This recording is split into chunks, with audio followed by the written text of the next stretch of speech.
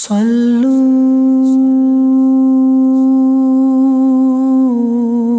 عليه.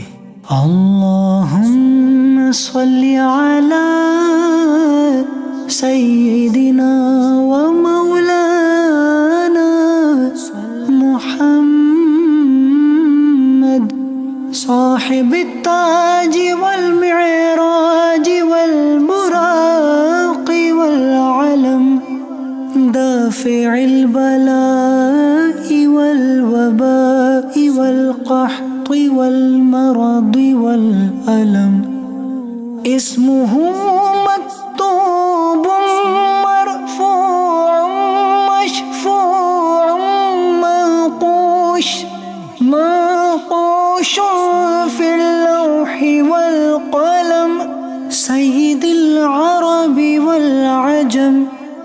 جسمه مقدس معطر مطهر منور في البيت والحرم، شمس الضحى بدر الدجى صدر العلا، نور الهدى كهف الورى مصباح الظلم، جميل الشيم شفيع الأمم، صاحب الجود والكرم. والله عاصمه وجبريل خادمه، والبراق مركبه والمعراج سفره، وسدرة المنتهى مقامه، وقاب قوسين مطلوبه، والمطلوب مقصوده، والمقصود موجوده. سيد المرسلين خاتم النبيين، شفيع المذنبين، أنيس الغريبين، رحمة للعالمين، راحة العاشقين، مراد المشتاقين،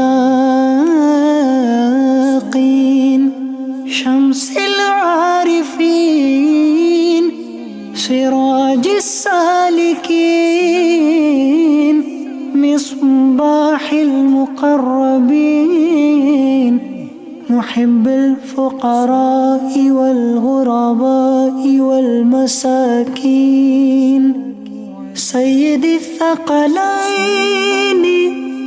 نبي الحرمين، إمام القبلتين، وسيلتنا في الدارين، صاحب قاب قوسين، محبوب رب المشرقين رب المغربين، جد الحسن والحسين، مولانا ومولى الثقلين، أبي القاسم محمد بن عبد الله، نور من نور الله.